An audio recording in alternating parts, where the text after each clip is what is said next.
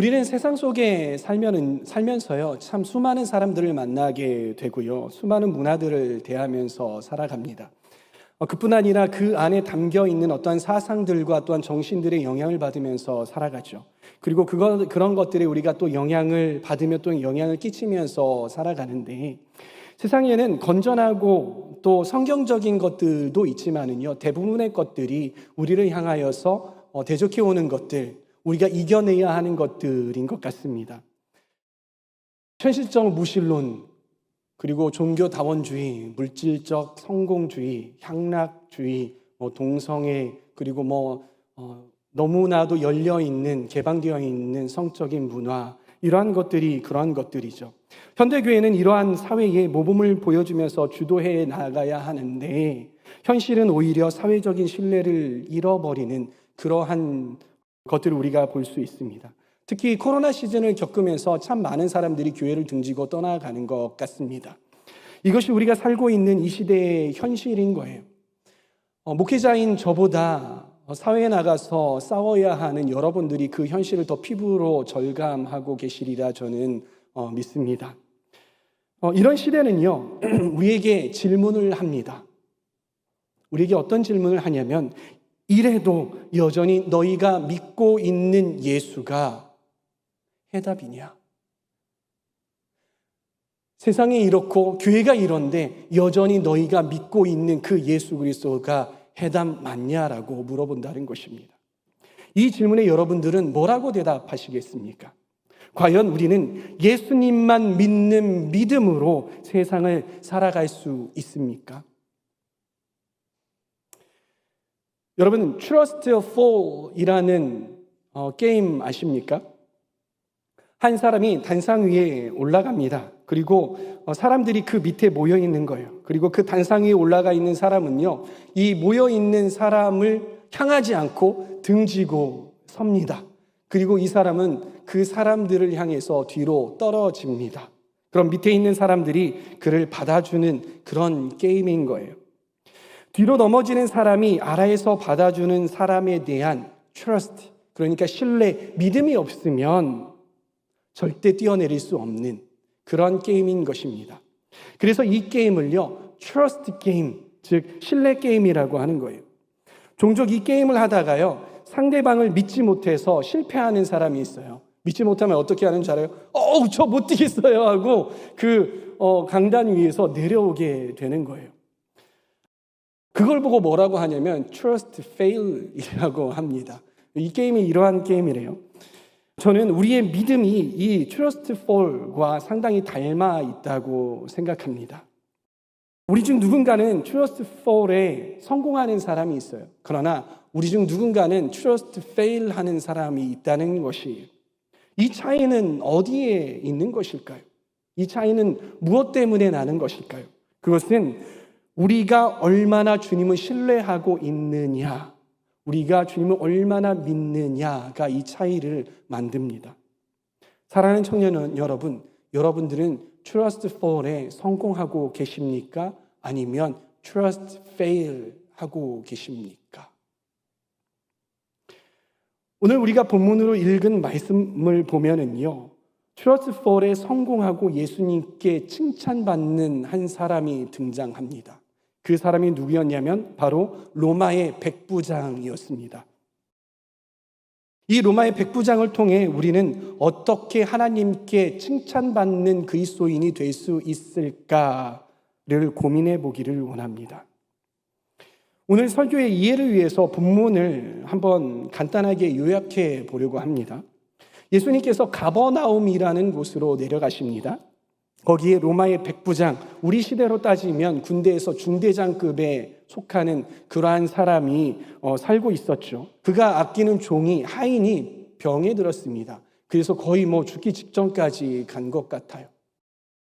이 장교가, 이 백부장이 예수님께서 그 도시에 그 가버나움에 오셨다라는 소식을 듣습니다. 그래서 자기가 좀 알고 지내고 있는 유대인 장로들에게 이야기하는 거예요. 그 예수님을 저에게 좀 데리고 와 주셔서 저의 종을 낫게 해주시기를 부탁드립니다. 그래서 이 장로들이 예수님께로 찾아옵니다. 그리고 예수님께 청혼을 합니다. 주님께서 가주셔야겠습니다. 그래서 예수님께서 그 백부장의 집으로 가고 계셨죠.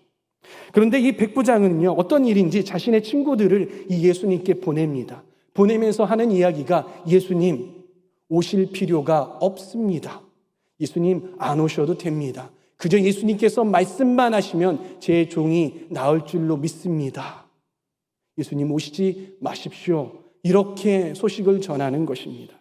그 종은 어떻게 되었습니까? 그 종은 낫게 되었습니다. 그리고 예수님께서는 이 백부장의 믿음을 칭찬하셨죠.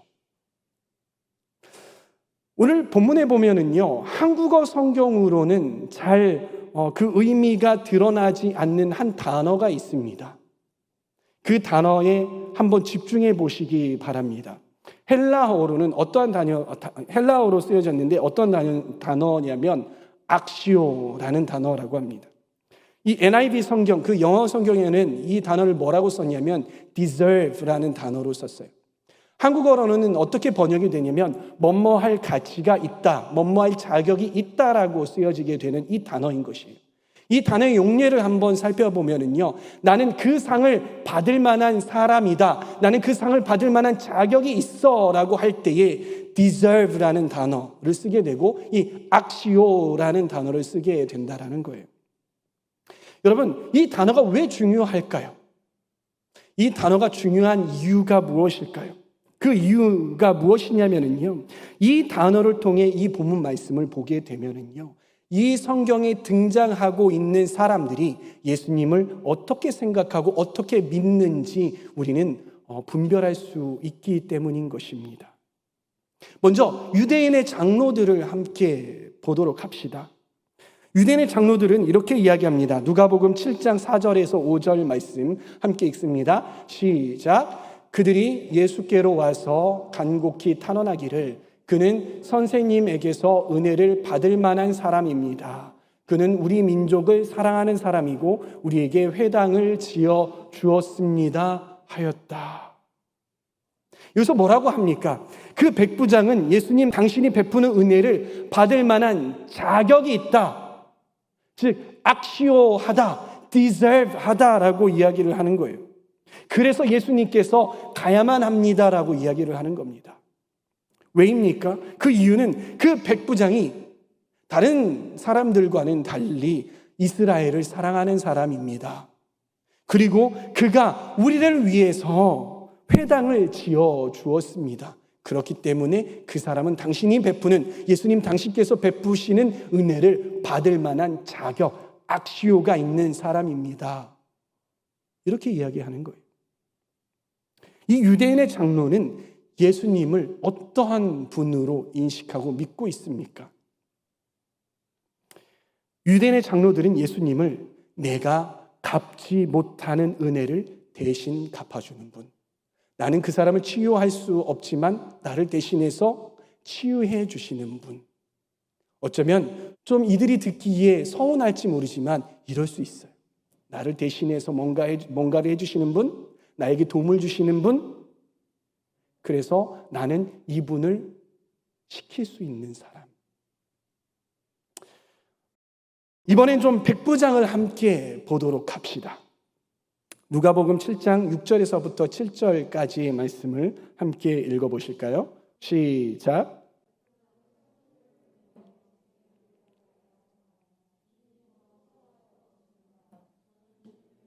모셔드릴 만한 자격이 없습니다. 그래서 내가 주님께로 나올 엄두도 못 냈습니다. 그저 말씀만 하셔서 내 종을 낫게 해 주십시오. 이 백부장이 친구를 이 예수님께 보내어서 하는 말입니다. 나는 당신에게 나아갈 자격이 없습니다. 악시오가 없습니다. 그것을 저는 깨달았습니다. 그래서 예수님이 내 집에 들어오는 것, 그것을 저는 감당할 수 없습니다. 이러한 고백을 하게 되는 거예요. 그런데 여러분, 백부장이 처음부터 이런 고백을 했을까요? 아닙니다. 처음부터 백부장이 이런 놀라운 고백을 했던 것은 아니에요. 처음에는 이 사람이 어떻게 예수님을 인식을 했냐면 나는 예수님을 오라 가라 할 자격이 있는 사람으로 인식을 했어요. 왜냐? 나는 로마의 이 이스라엘을 다스리는 로마의 백부장이기 때문에. 그래서 처음에 예수님을 나의 집으로 오도록 그렇게 부탁을 한 것이죠. 그러나 5절과 6절 사이에 무슨 일이 일어났는지는 모르지만 거기에는 나와 있지 않지만 그 행간 사이에 분명히 무슨 일이 일어났어요. 뭐 내적인 변화가 있든 누가 그 백부장에게 말을 했든 그건 우리가 알 수 없지만 무슨 변화가 일어났는데 이 백부장이 이렇게 시야가 바뀌게 된 거예요. 나는 그런 자격이 없는 사람입니다. 예수님을 오시라고 할 자격도 없을 뿐만이 아니라 내가 그 앞에 설 수 있는 그런 신분이 되지 못합니다. 이렇게 이야기하고 있는 것입니다. 여러분, 이 사람의 신분이 변했을까요? 백부장에서 갑자기 병사로 변해버린 것일까요? 아니에요. 그런데 어떻게 이런 고백을 할 수 있었을까요? 그것은 바로 예수님을 이해하는 수준, 예수님을 믿는 수준이 변화되게 된 것입니다. 사랑하는 청년 여러분, 저는 저와 여러분들의 이 믿음이 예수님을 바라보는 이 시각이 이 시간 가운데에 변화되기를 소망합니다. 그러면서 이 백부장은 놀라운 고백을 합니다. 누가복음 7장 7절에서부터 8절까지 함께 읽어보도록 합니다. 시작.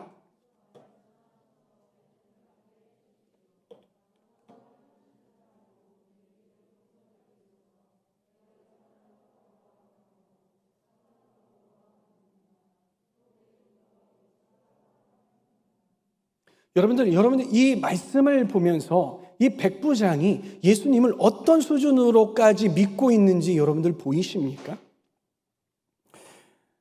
이 백부장이 이 예수님을 바라보면서 이렇게 고백을 했잖아요. 예수님이 말씀만 하시면 내 종이 나을 수 있습니다. 예수님이 굳이 오지 않으셔도 됩니다. 예수님께서 제 종에게 오셔서 보시고 만지지 않으셔도 제 종이 나을 것을 저는 믿습니다라는 이 고백, 이 믿음, 이 수준 여러분들 보이십니까? 이 믿음의 수준이 어떤 믿음의 수준입니까? 하나님이 천지를 말씀으로 창조하셨듯이 예수님의 말씀에는 그와 같은 권위가 있습니다라는 그런 고백 아니겠습니까? 예수님을 단순히 어떤 선지자나 어떤 사람으로 보는 것이 아니라 하나님으로 보고 있다라는 것이에요. 예수님은 이 백부장의 믿음을 보고 적잖게 놀라십니다. 9절 말씀 읽어봅니다. 시작.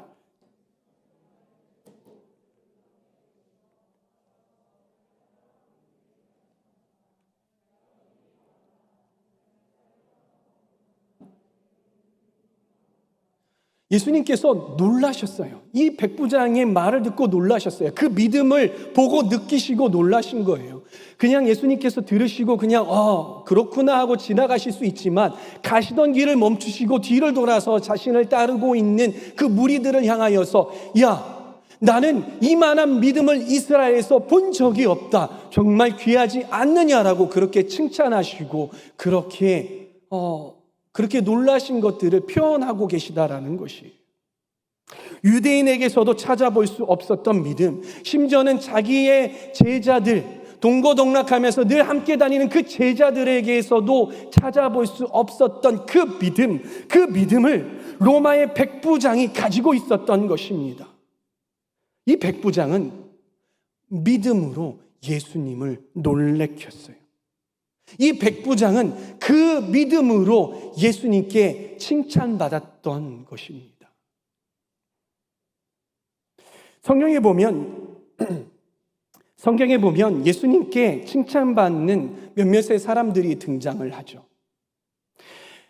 개들도 제 주인의 상에서 떨어지는 부스러기를 먹고 삽니다. 주님, 제가 개가 되어도 좋습니다. 그러니 저의 딸을 고쳐 주십시오라고 말하던 가나안 여인. 남들은 예수님을 선지자요 어떠한 위대한 선생님이요라고 말하는데 주는 그리스도시요 살아계신 하나님의 아들입니다라고 고백했던 베드로. 그리고 오늘 말씀에서처럼 오실 필요 없이 말씀만으로도 저희 종이 나을 수 있습니다라고 말했던 백부장. 이 칭찬받았던 사람들의 공통점이 무엇일까요? 그것은 바로 이들이 가지고 있었던, 이들이 고백했던 바로 믿음이었다는 것입니다. 예수님은 이렇게 우리가 우리의 믿음을 고백하는 것을 기뻐하십니다. 그리고 우리가 가지고 있는 믿음을 사용하실 때 기뻐하시고 우리들을 칭찬하신다는 것입니다. 사랑하는 청년 여러분, 여러분들에게는 과연 주님을 기쁘시게 하는 믿음이 있습니까? 여러분들은 그런 믿음을 갖고 계십니까?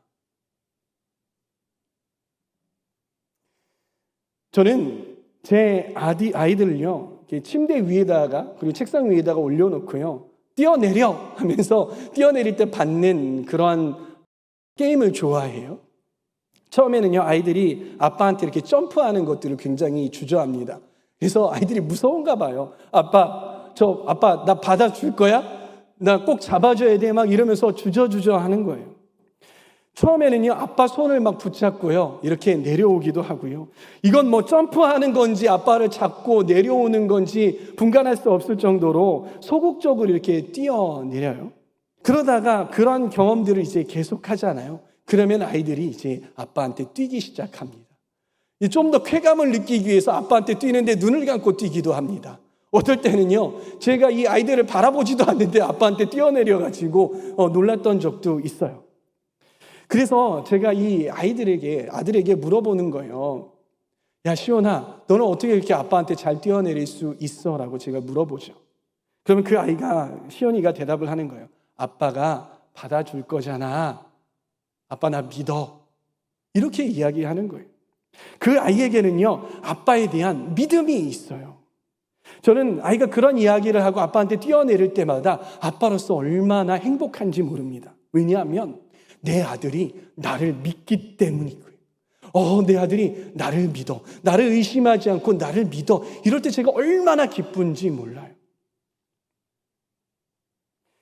우리가 삶을 살다 보면은요, 평탄한 길을만 걸으면은 참 좋겠지만은요, 우리는 항상 평탄한 길만 걸을 수 없어요. 때로는 오르막길도 걸어야 하고요. 또 때로는 우리가 이 벼랑 끝에 서야 하는 그러한 상황도 생깁니다. 그럴 때 우리는 어떻게 합니까? 선택을 해야 하는 거예요. 세상 사람들처럼 돈과 인간관계와 어떠한 사람을 의지하는 것, 그런 세상의 방법들을 선택할지, 아니면 내 믿음을 사용해서 벼랑 끝에서 주님을 의지하고 점프해 내릴지, 우리들은 선택을 해야 하는 것이에요. 바로 그 벼랑 끝에서 믿음 없는 사람과 그리고 믿음 있는 사람들이 갈리게 되는 것입니다. 믿음이 없는 사람들은요, 세상이 제시하는 그러한 길로 걸어가는 것입니다. 그 위에서 점프하지 못하고요, 세상이 말하는 편안한 길, 그래서 안락한 길, 그러한 곳으로 걸어 내려가는 것입니다. 그런 사람들은요, 벼랑 끝에서 기다리고 계시는 그 놀라운 하나님을 발견하지 못하고 그 놀라운 하나님을 경험하지 못하게 된다는 것입니다. 그러나 반대로 믿음이 있는 사람들은 그 벼랑 아래에서 우리를 받아주시고 더 높이 날게 해주실 그 주님을 발견하게 되고 그 주님을 경험하게 되는 것이, 그렇기에 삶의 벼랑은 우리의 믿음이 진짜인지 가짜인지 증명해 보일 수 있는 그런 아주 좋은 도구인 것입니다.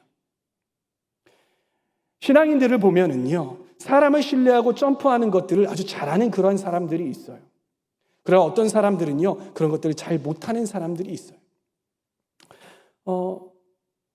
이렇게 점프하는 것, 하나님을 향해서 도전하는 것들을 잘하는 그런 놀라운 사람들을 보면은요, 정말 위대해 보여요.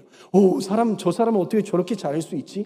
저 사람은 어떻게 저렇게 저런 결정을 내리기 쉽지 않은데 저렇게 유연하게, 그리고 너무나도 쉽게 저런 결정을 내릴 수 있지? 그렇게 어떻게 자주 저런 결정을 내릴 수 있지? 정말 위대하다, 놀랍다, 존경스럽다, 이러한 눈으로 우리가 바라보죠. 그러면서 나는 언제 저런 사람이 될 수 있을까? 난 그런 사람이 될 수 없을 것 같아. 이런 생각을 하게 되는 거예요. 제가 그런 놀라운 위대한 사람들을 만나보았어요. 그리고 그런 사람들에게 이야기를 해보는 거예요. 어떻게 그러한 결정을 내리고 그러한 결정을 자주 할 수 있습니까? 어떻게 이렇게 위대한 믿음의 삶을 살 수 있습니까? 그렇게 제가 물어보았어요. 근데 그런 사람들이 동일하게 하는 이야기들이 있어요. 어떤 이야기냐면요.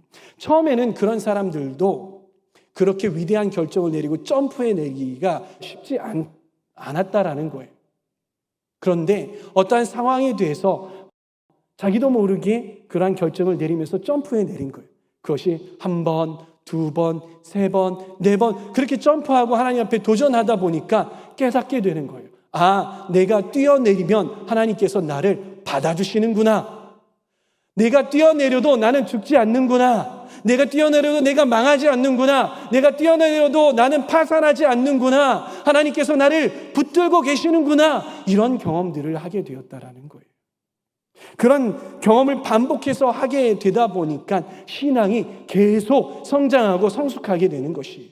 그래서 그러한 것들이 습관화되어서 쉽게 하나님을 신뢰하는 것이 너무나도 쉽게 되었다라는 것이에요.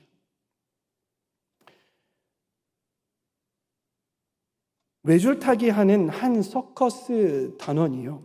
나이아가라 폭포에서 미국과 캐나다 사이에 강철 줄을 걸어놓고 거기에서 줄타기를 하고 있었답니다. 많은 사람들이 모여서 손에 땀을 쥐면서 구경을 하고 있었던 거예요. 그 사람은요, 왔다 갔다 하면서 시종 여유 있는 그런 모습을 보였어요. 사람들이 정말 대단하다고 박수와 갈채를 보냈죠. 그러다가 그 사람은 사람들이 있는 곳으로 다가왔습니다. 그리고 그 사람들에게 이야기를 하는 거예요. 누가 내 어깨 위에 올라타겠습니까? 내가 한 사람을 어깨에 메고 건너 보겠습니다. 사람들은 서로를 쳐다볼 뿐 누구 하나 선뜻 나서는 사람이 없었습니다. 그런데 저기 한쪽 구석에서 한 꼬마 소년이 손을 번쩍 들고 이야기하는 거예요. 저요, 제가 한번 같이 건너 보겠습니다. 이 사람은 이 소년을 어깨에 태우고 이쪽 끝에서 저쪽 끝까지 갔다가 다시 돌아왔습니다.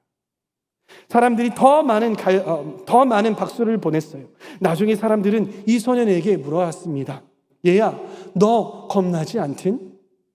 어떻게 너는 그런 용기를 낼 수가 있니? 잘못하면 떨어질 수 있잖아. 잘못하면 너는 죽을 수 있잖아. 근데 너는 어떻게 그렇게 그런 용기를 낼 수 있어? 그랬더니 이 소년이 아주 간단하게 대답했습니다. 저는요, 하나도 무섭지 않았어요. 왜냐하면 저분이 제 아빠이기 때문이에요.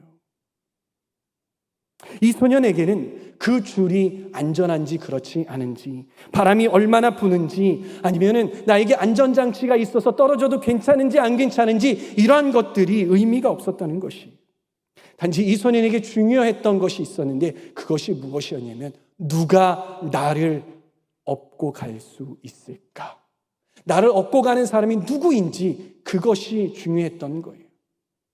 이 소년은 자신의 아빠를 온전히 믿었던 것이, 자신의 생명까지도 줄 수 있을 만큼 온전히 믿었다라는 것입니다.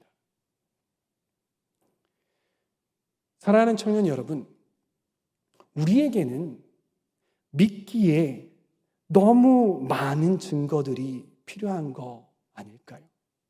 다시 한번, 우리에게는 믿기 위해 너무 많은 증거들이 필요한 건 아닐까요? 이성적으로, 논리적으로 모든 것들이 증명돼야 믿을 수 있다. 모든 것이 다 설명이 돼야 믿을 수 있다. 믿기 위한 모든 조건들이 다 충족되면 나는 믿을 수 있다. 이렇게 이야기하죠. 여러분, 이걸 믿음이라고 할 수 있습니까? 저는 이거는 믿음이 아니라고 생각합니다. 이것은 합리적인 판단뿐인 것입니다. 믿음은요, 믿을 수 없는 것까지 믿는 것. 믿음은 믿을 수 없는 것까지 진심으로 믿는 것. 이것이 믿음인 것입니다. 내 삶에 폐색이 짙어지고 절벽 앞에서 절망감에 휩싸일 때에, 너무 캄캄해서 내 앞길이 보이지 않아서 한 치 앞도 걸어갈 수 없을 때에, 바로 그때가 주님을 믿을 만한 때인 것입니다. 바로 그때가 우리의 믿음을 사용할 만한 때인 것입니다. 성경은 신명기 32장 11절에서부터 12절까지 이렇게 이야기합니다. 함께 읽어보십시다. 시작.